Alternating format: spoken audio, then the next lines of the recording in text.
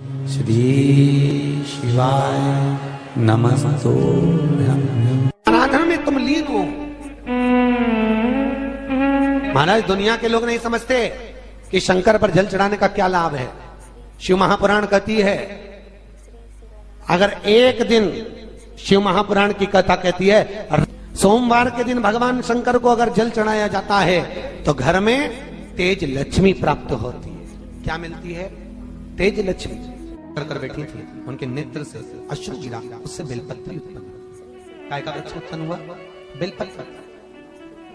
पूरी दुनिया में केवल एक बेलपत्र का वृक्ष कैसा होता है जिस वृक्ष के नीचे माता लक्ष्मी शाम के समय पर बुआरी लगाने के लिए जाती है, झाड़ू लगाने के लिए। बेलपत्री के पेड़ पर बेलपत्र का वृक्ष, जिसके यहाँ लक्ष्मी नहीं दिखती हो, पैसा घर में नहीं आता हो, बहुत चिंता लगी रहती हो, लक्ष्मी से जुड़ी हुई, व्यापार से जुड़ी हुई, पैसा आ ही नहीं दिया, बहुत मेहनत कर रहे हो। सोमवार की सोमवार 5 सोमवार बेलपत्री के पेड़ के नीचे एक घी का दिया लगाना चालू कर दीजिए। शाम के साथ थोड़ी सी मिट्टी बेलपत्री के पेड़ के नीचे की उठा कर लिया, घर के अंदर लाकर इतनी सी मिट्टी लाकर पटक दीजिए। 5 सोमवार करके देखो, छठे सोमवार पे करने की जरूरत नहीं पड़ेगी, व्यापार अपने आप बढ़ना चालू हो जाएगा। लक्ष्मी शाम के समय पर प्रतिदिन बेलपत्र के पेड़ के नीचे बुआरी लगाना। शंकर भगवान की प्रियता बेलपत्र। पहले भी कथा में कहा, फिर कहते हैं, जिस व्यक्ति के जीवन में धन, संपदा, वैभव, सत्ता, लक्ष्मी की थोड़ी भी कमी दिखती हो, उसको बेलपत्री के वृक्ष का पूजन चालू कर देना चाहिए। जाओ सोमवार के दिन बेलपत्र वृक्ष के नीचे जल चढ़ाकर, जल का सिंचन कर उसी बेलपत्र के नीचे शाम के समय पर संध्या काल में, प्रदोष काल में भगवान देवाधिदेव महादेव गौरी शंकर का स्मरण करो। बेलपत्र की जड़ की ओर, बेलपत्र की तना की ओर, बेलपत्र के वृक्ष की ओर तुम्हारा मुख हो। कोई आसन नहीं, कोई आसन नहीं, केवल बेलपत्र के वृक्ष की ओर तुम्हारा मुख हो। जहां बेलपत्री का वृक्ष है उसके नीचे बैठकर, उसकी छाया में, उसकी ओट में पंचाक्षर मंत्र नमः शिवाय, या फिर षडाक्षर मंत्र ओम नमः शिवाय, या फिर श्री शिवाय नमस्तुभ्यम का स्मरण कर कर अपने हृदय की बात गौरी शंकर से, महादेव से कहे। शिव महापुराण की कथा कहती है, 7 दिनों में एक दिन सोमवार का ऐसा होता है जिस दिन 33 कोटि देवी देवता बेलपत्री के वृक्ष के नीचे बैठकर भगवान शंकर और पार्वती का स्मरण करते हैं और शिव पार्वती उनकी झोलियां खुशियों से भरते हैं। देवता भी जिनका भजन कर रहे हैं वो बेलपत्री के वृक्ष के नीचे। लक्ष्मी, मां लक्ष्मी भी बेलपत्र के वृक्ष के नीचे निरंतर विराजमान होती है। और आप लोगों से एक निवेदन और करना चाहेंगे, ये मनुष्य का शरीर जब तक रहे, ये मानव की देह जब तक रहे, जिंदगी में एक बेलपत्री का वृक्ष अपने रहते रहते कहीं पर भी लगाना, उसको बड़ा करना, उसको बड़ा कर कर जैसे अपने बच्चे को बड़ा करते हो ऐसे लगाकर बड़ा कर कर महादेव से कहना कि मैंने अपनी जिंदगी में, मैं मर भी जाऊं, मेरे प्राण छूट भी जाएं, मेरे जाने के बाद मेरे घर के लोग एक लोटा जल चढ़ाएं ना चढ़ाएं, बेलपत्री चढ़ाएं ना चढ़ाएं, पर ये वृक्ष मैंने बेलपत्री का लगा दिया, अगर मैं मर भी गई तो मेरे मरने के बाद भी मेरे हाथ की बेलपत्र महादेव को चढ़ती रहेगी, महादेव को प्राप्त होती रहेगी। लगाओ एक बेलपत्री के पौधे को, छोटे से बड़ा करो, बड़े से बड़ा करो, बड़े से बड़ा करो, और बड़ा करने के बाद उसको कहीं तुम्हारी मर्जी पड़े जहां उस बेलपत्री के वृक्ष को लगाओ। अगर गलती हो गई, ये बहुत गलतियां हो गई, बहुत दुख पड़ गया, तकलीफ में आ गए, लग रहा है कि मुझसे बहुत गलतियां हुई है, बाबा मेरी नहीं सुन रहा, ये बेलपत्री का भाग की डंडी पीछे की ओर कर, जहां बैठकर बेलपत्र चढ़ा रहा, पत्ती का मुख अपनी और डंडी का मुख सामने। शिव की कुछ आराधना है, मेरे भोले बाबा की कुछ आराधना है। खाली ना जाता कोई, खाली ना जाता कोई, दर से तुम्हारे मैं भी खड़ी हूं नहीं, बाहें पसार मैं भी खड़ा हूं नन्ही बाहें पसार। अपने। वैशाख के महीने में तो आपको अगर शरीर में कहीं पथरी भी आ गई है ना, कहीं नेत्रों में अगर ज्योति कमजोर पड़ रही है, जाले पड़ने लगे, चश्मा बढ़ने लगा, रात को आंखों में जलन होने लगी, रात को नींद नहीं आ रही है, तो बैसाख के महीने में जो दुर्वा होती है, इस दुर्वा को तोड़ लाओ। जहां पर अशुक सुंदरी का स्थान होता है, जहां पर अशुक सुंदरी का जो स्थान होता है, उस अशुक सुंदरी के स्थान पर उस दुर्वा को रख दो। और कुंदकेश्वर महादेव का नाम है। कौन से महादेव का नाम लेना है? कुंदकेश्वर। उस दुर्वा को उठाकर लिया। बैसाख के महीने में कोई भी तिथि, कोई भी दिन, कोई भी वार आप बैसाख के महीने में कर सकते हो। उस दुर्वा को लेकर आओ, लगभग 20-25 दुर्वा लेना, उसको लेकर आइए। सुबह सुबह कुंदकेश्वर महादेव का नाम लेकर उसको खाना प्रारंभ कर दीजिए। एक दुर्वा रोज खाओ। जो पथरी है या नेत्रों में तकलीफ है या कोई ना कोई रात्रि को नींद नहीं आना, बेचैनी हो जाना, घबराहट आना, धीरे धीरे धीरे धीरे 20 दिन की वो दुर्वा है, 20 दुर्वा एक एक दिन खाना चालू करो। 4 या 5 दिन लगेंगे, अपने आप आपको कोई गोली खाने की जरूरत नहीं पड़ेगी, नींद अपने आप आना प्रारंभ हो जाएगी और बेचैनी।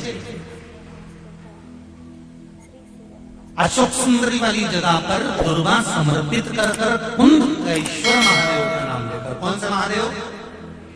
कुंदकेश्वर। जिस नारी का रजोधर्म से जुड़ा हुआ जो भी तकलीफ होती है, केवल हाथ में जल लेकर, आसक्ति का नाम लेकर भी वो पान कर लेती है, तो रजोधर्म से जुड़े हुए सारे दुख, कहते हैं कि गर्भ में, गर्भाशय में अगर गांठ भी पड़ गई है और डॉक्टर कह रहा है कि बच्चादानी में गांठ है, गर्भाशय में गांठ है और इसका ऑपरेशन होना जरूरी है, आसक्ति दक्ष प्रजापति की पहली पत्नी का मात्र स्मरण कर कर अगर आचमन पानी का कर लिया जाए तो गांठ भी गर्भाशय की गलना प्रारंभ हो जाती है। ये वो नाम, ये वो शब्द है।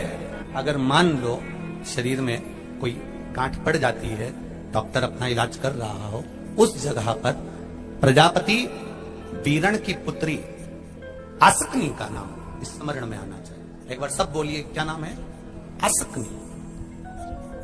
और हम आसक्ति का नाम भी नहीं बोल सकते, तो इसी आसक्ति का एक नाम है वीरणी। क्या नाम है? आसक्ति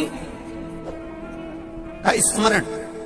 अगर गांठ भी गर्भाशय में है और डॉक्टर बोल रहा है कि ऑपरेशन है, कराना है, डॉक्टर साहब से कहना, साहब जल्दी तो नहीं है ना, 15 दिन का समय तो मिल सकता है या 10 दिन का समय तो मिल सकता है इसका ऑपरेशन कराने के लिए।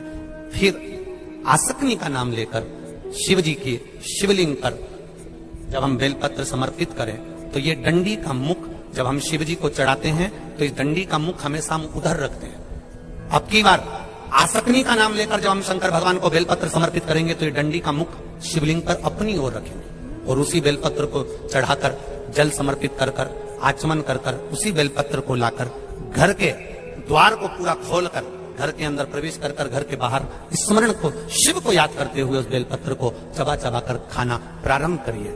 10 दिन मांगिए आप, ये 10 दिन के बाद मैं ऑपरेशन कराऊंगी, मना नहीं, पर एक बार मैं मेरे महादेव का नाम का स्मरण करना चाहती हूँ, एक बार शिव तत्व को जान। क्या नाम है? जम के बोलो, नाम बोलो फिर से। आसक्ति। इस नाम की मूलता का स्मरण करिए, वीरणी आसक्ति। जैसे गणेश जी की 2 सूंड होती है, एक राइट सूंड का गणेश, एक लेफ्ट सूंड का गणेश। कौन कौन सी सूंड का? राइट सूंड और लेफ्ट सूंड। राइट सूंड का गणेश घर में होना चाहिए और लेफ्ट सूंड का गणेश आपका कोई ऑफिस हो, जहां से आप अपना धंधा कर रहे हैं, नौकरी कर रहे हैं, सर्विस कर रहे हैं, काम कर रहे हैं, बिजनेस कर रहे हैं, या आप अपनी कोई भी कुर्सी के ऊपर बैठते हैं किसी कमरे में जाकर, उस कमरे के अंदर लेफ्ट सूंड का अगर गणेश होगा तो आपकी तरक्की को, आपकी उन्नति को दुनिया में कोई नहीं रोक सकता। और अगर जिस स्थान पर बैठकर आप बिजनेस कर रहे हैं, कमा रहे हैं, उस स्थान पर अगर राइट सूंड का गणेश होगा तो आपकी तरक्की नहीं, वहां लेफ्ट सूंड का गणेश होना चाहिए। और घर में जम के बोलो, राइट सूंड, राइट सूंड का गणेश। खाली ना जाता कोई, खाली ना जाता कोई, दर से तुम्हारे में खड़ी हूँ नदी बाहे बरसात, मैं भी खड़ा हूँ नदी बाहे। आप शिव मंदिर में जाएं, कोई गलती ना हो, जल चढ़ाएं, मना नहीं, छींटा ना लगे, धीरे धीरे चढ़ाइए। और एक बात अच्छे से ध्यान में रखिएगा, शिव मंदिर से जब भी वापिस आए, जल चढ़ाकर अपना फर्ज पूरा अदा कर कर। फर्ज से मतलब जब शिव मंदिर से वापिस आए, जो पत्ती, बेलपत्री, फूल शिव जी पे चढ़े थे वो नीचे शिवलिंग पे से नीचे गिर गए हों। एक शिवलिंग रखा है, लाना मिट्टी वाला, लाइए जरा उठा के।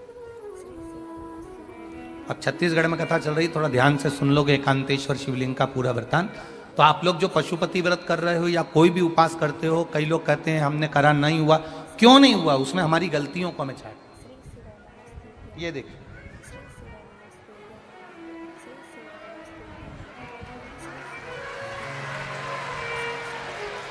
अब जैसे ये शिवलिंग रखा है, आपने जल चढ़ाया, अब जल आप यहां से चढ़ा रहे हो तो धीरे धीरे धीरे धीरे चढ़ाएं, जिससे छींटे बाहर ना, यहां तक छींटे रहे ना, जलाधारी तक चलेगा, बाहर ना गिरे। और एक बात का स्मरण रहे, यदि बेलपत्री, फूल, पत्ती जल चढ़ाने के बाद ये सब अगर नीचे गिर जाए, जलाधारी पर गिर गया या नीचे उतर गया, तुम्हारा पूरा जल चढ़ जाए, तुम्हारे पास में चंदन नहीं है, अबीर नहीं है, गुलाल नहीं है, कुछ भी नहीं हो, तो भी अपने हाथ की 3 उंगलियों से रेखा 3 खींचकर और फिर जो माला आदिकादिक भगवान की रखी थी उसी से भगवान का वापिस पूरा श्रृंगार कर कर फिर वापिस आइए, भगवान को पूर्ण श्रृंगार।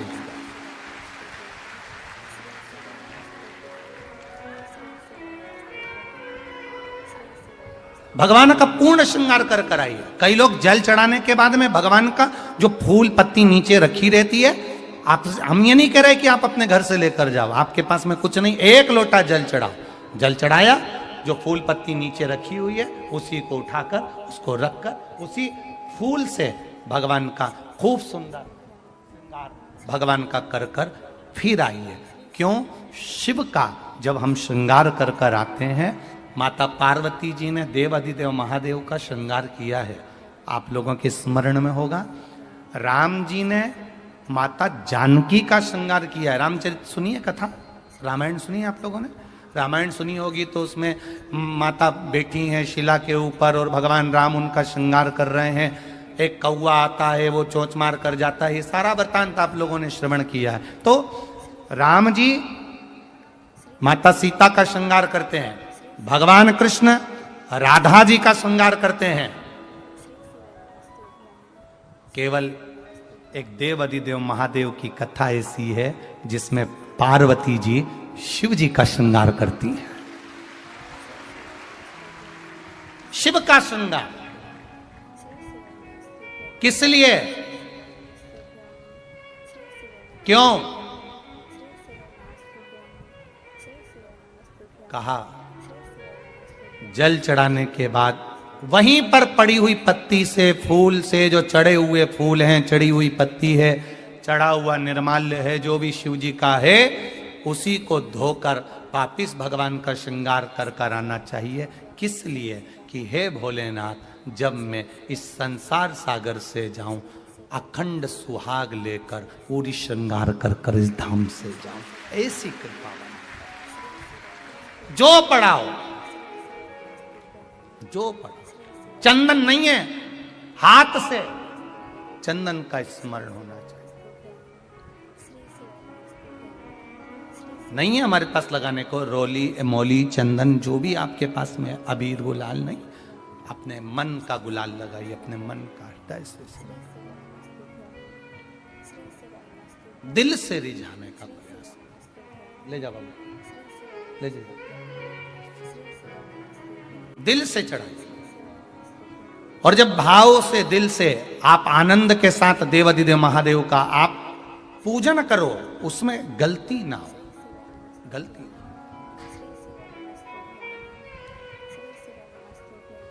देखिए, पितरों की 3 बेटियों को श्राप लग गया।